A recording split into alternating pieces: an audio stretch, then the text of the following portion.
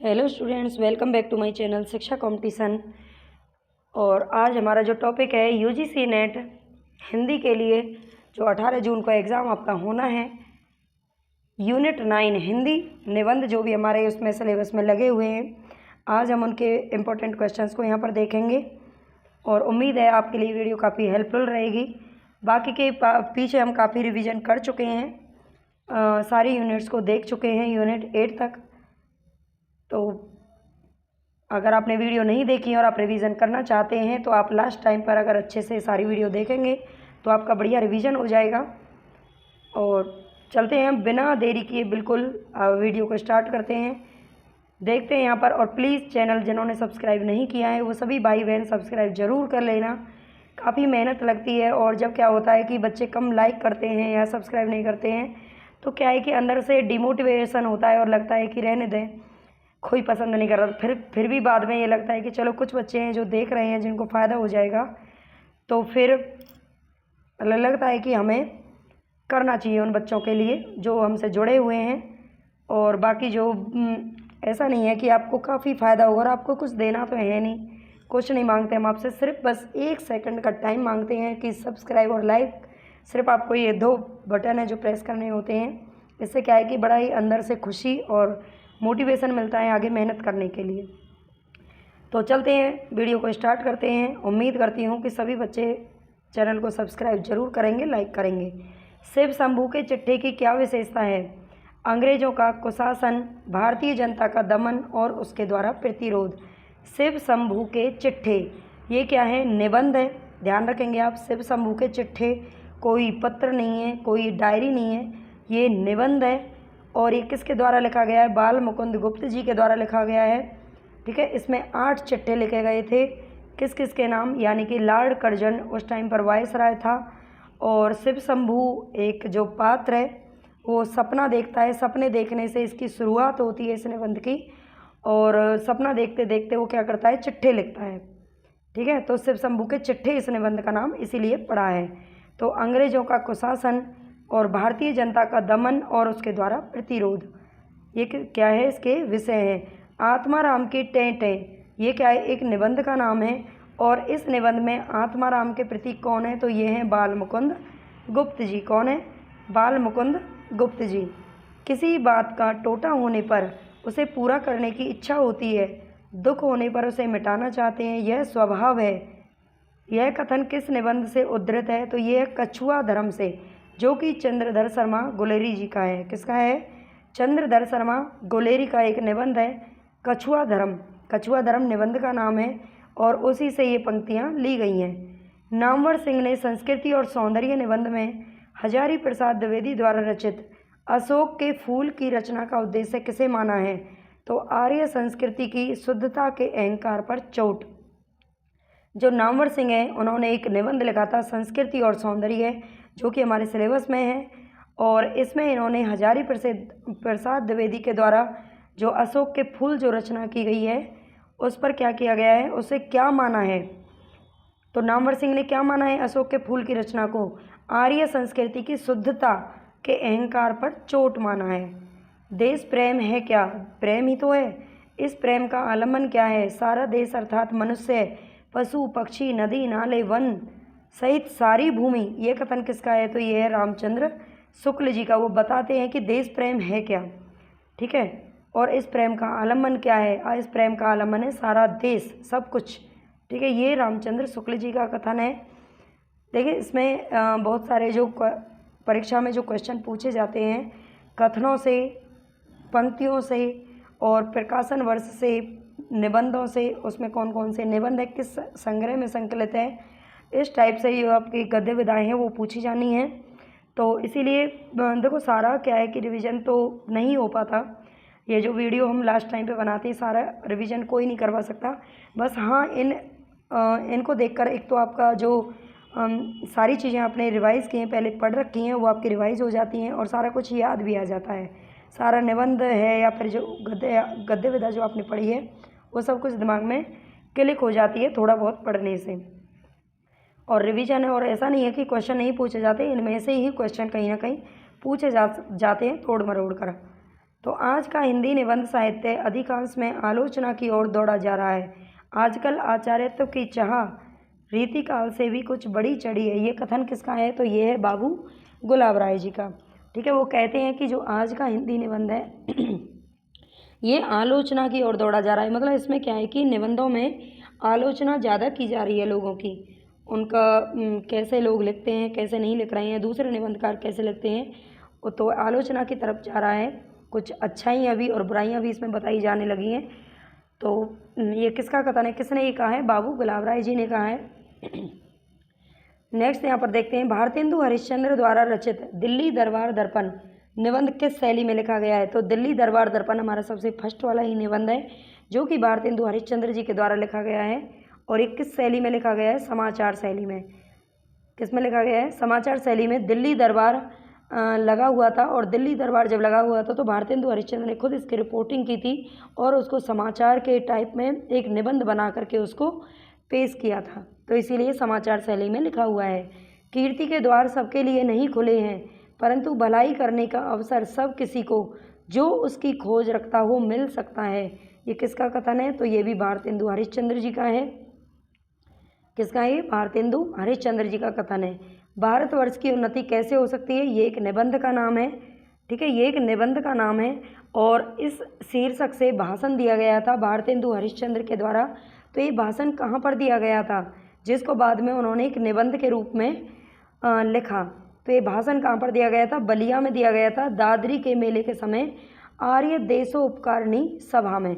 वहाँ पर बलिया में बलिया उत्तर प्रदेश में दादरी का जो मेला लगा था उसमें सभा हो रही थी आर्य देशोपकारिणी, उसमें भाषण दिया था भारतेंदु हरिश्चंद्र जी ने। भारतवर्षोन्नति कैसे हो सकती है? ठीक है, भारतवर्ष की उन्नति कैसे हो उन्होंने बताया था। यहाँ के लोगों को क्या करना चाहिए, प्रेम से रहना चाहिए, सभी को मेहनत करनी चाहिए, है ना। और उन्होंने व्यंग्य भी बहुत सारे कसे थे इस भाषण में, और इसी को उन्होंने बाद में निबंध लिख डाला।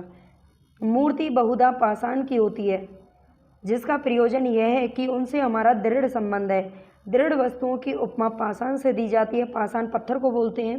हमारे विश्वास की नींव पत्थर पर है, हमारा धर्म पत्थर का है। ये कथन किस निबंधकार का है? तो ये है प्रताप नारायण मिश्र जी का। प्रताप नारायण जो मिश्र हैं, इन्होंने शिव मूर्ति नाम से एक निबंध लिखा था और उसी में ये बात कही थी जो कि हमारे सिलेबस में है। शिव मूर्ति निबंध में मूर्तियों के कितने रंग बताए गए हैं? तो प्रीवियस क्वेश्चन है ये सारे, इनमें बहुत सारे प्रीवियस क्वेश्चन हैं। बाकी कुछ जो इम्पोर्टेंट है जो आ सकते हैं वो इसमें बताए गए हैं। तो शिव मूर्ति जो निबंध है उसमें मूर्तियों के रंग बताए गए हैं अलग अलग। एक होता है श्वेत, जिसका अर्थ होता है परमात्मा शुद्ध और स्वच्छ है। लाल रंग जो रजोगुण का वर्ण है। तीसरा रंग काला होता है जो सबसे पक्का रंग है और जिस पर कोई दूसरा रंग नहीं चढ़ता है। बाल मुकुंद, ये ध्यान रखेंगे आप, इसमें 3 रंग बताए गए हैं। उसमें आपको ये पूछा जा सकता है क्वेश्चन, श्वेत यानी कि सफ़ेद, लाल और काला। वैसे आप थोड़ा सा अगर दिमाग भी लगाएंगे, वैसे क्या होता है कई बार हम भूल जाते हैं कि कौन कौन से रंगों की मूर्तियाँ होती हैं। वैसे ज़्यादातर सफ़ेद, लाल और जो काला होता है वही मूर्तियों के रंग पाए जाते हैं। बाल मुकुंद गुप्त का निबंध शिव शंभू के चिट्ठे किस पत्रिका में प्रकाशित हुए थे? ये हुए थे भारत मित्र में। किस में हुए थे? भारत मित्र नामक जो पत्रिका थी उसमें प्रकाशित हुए थे। कविता क्या है? रामचंद्र शुक्ल के द्वारा रचित यह निबंध कब और किस पत्रिका में प्रकाशित हुआ था? कविता क्या है? देखो, कविता क्या है ये एक निबंध लिखा गया था रामचंद्र शुक्ल जी के द्वारा। कविता क्या है, कन्फ्यूजन करने वाला क्वेश्चन है। इसमें बच्चे क्या होता है, इसको कविता समझ लेते हैं या फिर आलोचना समझ लेते हैं, लेकिन नहीं, ये निबंध होता है। ठीक है, इसको आप अच्छे से ध्यान रखना है, ये हमारे सिलेबस में है। सर्वप्रथम सरस्वती पत्रिका में इसका प्रकाशन हुआ था 1909 में, और बाद में 1939 में इसको चिंतामणि भाग फर्स्ट में संकलित किया गया था। चिंतामणि क्या है? चिंतामणि का जो संपादन है वो रामचंद्र शुक्ल जी ने ही किया था। 1939 में आया था इसका भाग फर्स्ट। तब इस जो उनका निबंध था कविता क्या है, इसको इसमें संग्रहित किया गया। काव्य में अर्थ ग्रहण मात्र से काम नहीं चलता, बिंब ग्रहण अपेक्षित होता है। यह बिंब ग्रहण निर्दिष्ट, गोचर और मूर्त विषय का ही हो सकता है। निबंध के बारे में किसका कथन है? तो ये है रामचंद्र शुक्ल जी का। किसका कथन है ये? रामचंद्र शुक्ल जी का। जो कविता क्या है निबंध है उसमें से ये कथन लिया गया है। मनोरंजन, सौंदर्य, अलंकार, मार्मिक तथ्य, मनुष्यता की उच्च भूमि, सभ्यता के आवरण और कविता, कविता पर अत्याचार आदि प्रकरण किस निबंध में उठाए गए हैं? तो ये उठाए गए हैं कविता क्या है में। ठीक है, ये सारे प्रकरण इसमें कितने हैं? 14 प्रकरण उठाए गए हैं, जिनमें से सारे हैं 14 के 14 प्रकरणों का आपका नाम ध्यान रखना है। बस ये एक मतलब क्वेश्चन के टाइप से आपको बता दिया है कि ये प्रकरण आपको याद करने हैं। अगर आपने नहीं किए हैं या नहीं है आपको याद, तो आपको 14 के 14 प्रकरण याद होने चाहिए। यहाँ से क्वेश्चन पूछा जा सकता है। नाखून क्यों बढ़ते हैं, ये किस प्रकार का निबंध है? ये किसका निबंध है? तो ये हजारी प्रसाद द्विवेदी जी का निबंध है। और किस संग्रह में इसको संकलित किया गया है? तो ये इस टाइप के क्वेश्चन आपको सारे निबंधों के, ये सारी गद्य विधाओं के याद रखने हैं। किस प्रकार के हैं, किस संग्रह में हैं और किसके द्वारा रचित है, कब प्रकाशित हुए थे, ये सारी चीज़ें याद रखनी है। तो एक ललित निबंध है। हजारी प्रसाद द्विवेदी जी एक ललित निबंधकार थे। ठीक है, तो एक ललित निबंध है नाखून क्यों बढ़ते हैं, जिसे कल्पलता जो कि 1951 में प्रकाशित हुआ था, कल्पलता संग्रह में इसको, ये निबंध संग्रह है हजारी प्रसाद द्विवेदी जी का, 1951 में इसका प्रकाशन वर्ष है। तो कल्पलता में इसको प्रकाशित किया गया था, जिसमें टोटल कितने हैं? 20 निबंध हैं। कितने हैं? 20 निबंध इसमें दिए गए हैं। सहजात वृत्ति अनजानी स्मृतियों का ही नाम है, ये किसका कथन है? तो हजारी प्रसाद द्विवेदी जी का है। और ये नाखून क्यों बढ़ते हैं उसी निबंध से लिया गया है। मजदूरी और प्रेम निबंध में कितने शीर्षक रखे गए हैं? तो इसमें 8 शीर्षक रखे गए हैं, जो निम्न प्रकार से, इनको आपको अच्छे से ध्यान रखना है। मजदूरी और प्रेम, इसमें 8 जो शीर्षक हैं, इनका क्रम आपको ध्यान रखना है। क्रम आपसे पूछा जाएगा और पूछा गया है पहले भी। आपको 4 ऑप्शन कोई से भी दे सकते हैं, ऊपर नीचे, और आपको क्रम से लगाना आना चाहिए। तो हल चलाने वाले का जीवन, गडरिया का जीवन, मजदूर की मजदूरी, प्रेम मजदूरी, मजदूरी और कला, मजदूरी और फकीरी, समाज का पालन करने वाली दूध की धारा, पश्चिमी सभ्यता का एक नया आदर्श। तो ये इसमें 8 शीर्षक रखे गए हैं मजदूरी और प्रेम निबंध में। तो इनको आपको क्या रखना है? याद रखना है, क्रम से आपको लगाना आना चाहिए। और एक बार फिर आपको याद दिला देती हूँ, प्लीज़ जिन्होंने अभी तक चैनल को सब्सक्राइब नहीं किया है, जो भी बच्चे नए देख रहे हैं, प्लीज़ चैनल को सब्सक्राइब ज़रूर कर लेना। आप ज़्यादा से ज़्यादा सपोर्ट करेंगे तो हम आपके लिए ज़्यादा से ज़्यादा मेहनत करेंगे। जहाँ एक वीडियो डलती है वहाँ 2 डलेंगी, ज़्यादा से ज़्यादा डलेंगे। आप आगे UGC नेट के बाद आप किस चीज़ की तैयारी करेंगे या करना चाहेंगे, तो आप प्लीज़ वो भी आप मुझे कमेंट में बताएं, ताकि वो सिलेबस इंक्लूड करके मैं उसी हिसाब से आपकी तैयारी करवाऊँ। या आप अगर चाहते हैं कोई सजेशन देना कि आगे किस चीज़ की आपको तैयारी करानी चाहिए, तो आप मुझे बता सकते हैं। अगर आपको अच्छा लगे तो, बाकी अच्छा नहीं लगे तो कोई बात नहीं, आप बस चैनल को सब्सक्राइब लाइक ज़रूर कर देना। माता बिन आदर कौन करे, बरखा बिन सागर कौन भरे, राम बिना दुख कौन हरे, निम्न पंक्तियाँ किस निबंध से ली गई हैं? तो ये ली गई हैं उठ जाग मुसाफिर। उठ जाग मुसाफिर, जो कि 2012 ईस्वी में प्रकाशित हुआ था। ठीक है, माता बिन आदर कौन करे, बिल्कुल सही बात है। जिनकी माँ नहीं होती उनका कोई नहीं होता, है ना, माता बिन आदर कोई नहीं कर पाता। ललित निबंध एक ठहरी हुई विधा है और इसमें ज़्यादा कुछ लिखने करने की संभावना नहीं है, मगर यह ललित निबंधकार ठहरा हुआ नहीं है। यह कथन किस निबंध की भूमिका से लिया गया है? तो ये लिया गया है उठ जाग मुसाफिर, जिसके लेखक कौन है? तो ये हैं विवेकी राय जी। विवेकी राय, कुबेरनाथ राय और हजारी प्रसाद द्विवेदी, ये 3 ललित निबंधकार हैं। इनका नाम आप ध्यान रखना, ये क्वेश्चन पूछा जाता है बहुत अच्छे से। 4 ऑप्शन दिए जाएंगे, 3 ये रहेंगे और कोई चौथा। तो आपको इन तीनों का नाम अच्छे से याद रहना चाहिए, विवेकी राय, कुबेरनाथ राय और हजारी प्रसाद द्विवेदी जी। ये तीनों क्या हैं? ललित निबंधकार हैं। संस्कृति और सौंदर्य निबंध 1982 ईस्वी किसके द्वारा रचित है और किस संग्रह में इसको संकलित किया गया है? तो संस्कृति और सौंदर्य, जो कि नामवर सिंह के द्वारा रचित है, और इसे दूसरी परंपरा की खोज इस संग्रह में संकलित किया गया है, जो कि 1982 में इसका प्रकाशन किया गया था। अशोक के फूल केवल एक फूल की कहानी नहीं, भारतीय संस्कृति का एक अध्याय है, और इस अध्याय का आनंद लेख पढ़ने वाले हिंदी में पहले व्यक्ति हैं हजारी प्रसाद द्विवेदी जी। ये किसका कथन है? तो नामवर सिंह का कथन है, जो उनका निबंध है संस्कृति और सौंदर्य सौंदर्य उसमें उन्होंने ये बात कही है, ये कथन संस्कृति और सौंदर्य से ही लिया गया है जो कि नामवर सिंह ने बोला है। उठ जाग मुसाफिर भोर भई, अब रैन कहाँ जो सोवत है, जो सोवत है सो खोवत है, जो जागत है सो पावत है। ये पंक्तियाँ किसकी हैं? तो ये हैं विवेकी राय जी की, जो कि उठ जाग मुसाफिर में से ली गई हैं। ठीक है, इसका नाम ध्यान रखना है आपको। उत्तर फाल्गुनी के आसपास ये निबंध किसका है? तो एक कुबेरनाथ राय जी का है। ठीक है, अभी मैंने इनके नाम बताए थे आपको, ये ललित निबंधकार हैं। तो उत्तर फाल्गुनी के आसपास ये निबंध है कुबेरनाथ राय जी का। हल चलाने वाले और भेड़ चराने वाले प्राय स्वभाव से ही साधु होते हैं। हल चलाने वाले अपने शरीर का हवन किया करते हैं, खेत उनकी हवनशाला है।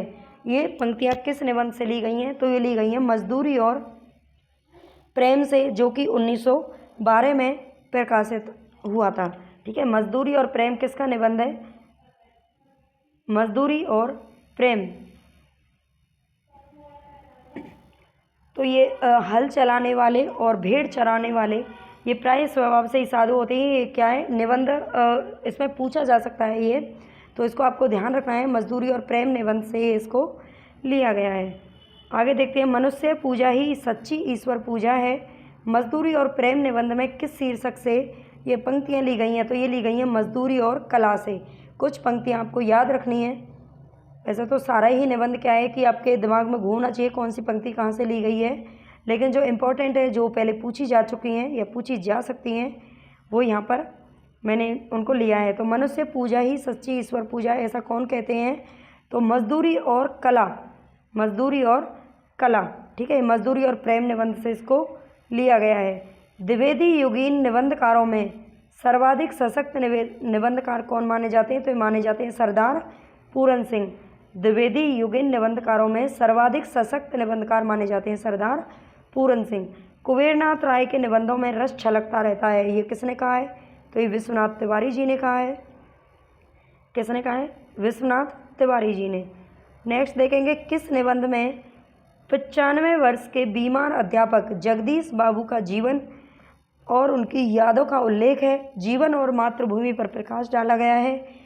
निराला कबीर और रविंद्रनाथ टैगोर तथा उनकी कविताओं का उल्लेख भी मिलता है। तो ये किस निबंध में मिलता है? उठ जाग मुसाफिर में मिलता है। किस में मिलता है? उठ जाग मुसाफिर में मिलता है। इसका आपको ध्यान रखना है, ये इसके क्या है? विषय हैं। बेतवा के तीर पर रेवा रे रीवा, रुपेला धुआं, अयोध्या उदास लगती है, बालू के ढू, राष्ट्रपति की छाया। ये निबंध किस निबंधकार के हैं? तो ये सभी के सभी हैं विद्यानिवास मिश्र के, जिनका एक निबंध है मेरे राम का मुकुट भीग रहा है। ये हमारे सिलेबस में लगा हुआ है। ठीक है, इसको ध्यान रखना है आपको। और जो निबंधकार हैं उनके जो दूसरे निबंध है वो भी आपको याद रखने हैं। नेक्स्ट देखेंगे यहाँ पर, श्रीष के फूल आम फिर बोरा गए, ठाकुर जी की बटोर, समालोचक की डाक, केतु दर्शन, ब्रह्मांड का विस्तार, हम क्या करें, साहित्य का नया कदम। ये निबंध किस निबंधकार के हैं? तो ये सारे के सारे हजारी प्रसाद द्विवेदी जी के हैं, जिनका एक निबंध है नाखून क्यों बढ़ते हैं, ये हमारे सिलेबस में है। बाल मुकुंद गुप्त द्वारा शिव शंभू के चिट्ठे, ये निबंध किस वायसराय के शासनकाल में लिखे गए? तो ये लॉर्ड कर्जन के काल में लिखे गए, जिसमें 8 चिट्ठे इन्होंने भेजे थे। किसको भेजे थे? तो ये अलग अलग लोगों को भेजे थे, लेकिन इसमें उस टाइम की जो दशा थी भारत की, उसको इसमें बताया गया है। भारतवर्ष की उन्नति कैसे हो सकती है? भारतेंदु हरिश्चंद्र का यह निबंध किस पत्रिका में प्रकाशित हुआ था और कब हुआ था? तो ये हुआ था हरिश्चंद्र चंद्रिका इसका पत्रिका का नाम था, जिसमें प्रकाशित हुआ, और ये 3 दिसंबर 1884 को प्रकाशित हुआ था। तो यहाँ पर जो इम्पोर्टेंट क्वेश्चन थे वो सारे मैंने यहाँ पर रखे हैं। बाकी आपको रिवीजन तो करना ही है, कुछ दिन नहीं है, 4-5 दिन बचे हैं, तो आपको अच्छे से रिवीजन करना है। बिल्कुल ज़्यादा से ज़्यादा रिवीजन करें, नई चीज़ नहीं पढ़ें। मैंने भी प्लेलिस्ट बना रखी है, हिंदी साहित्य की अलग है, उपन्यासों की है, और ये जो 1 से यूनिट 10 तक 10 अभी लेके आना बाकी है। आप ज़्यादा से ज़्यादा प्यार दीजिए वीडियो को, तो ताकि मैं आगे उस वीडियो को भी जल्दी से जल्दी आपके सामने लेके आ सकूं। आज या कल में आपको वीडियो मिल जाएगी, तो प्लीज़ चैनल को सब्सक्राइब ज़रूर कर लेना, लाइक कर देना वीडियो को और ज़्यादा से ज़्यादा शेयर करना। धन्यवाद।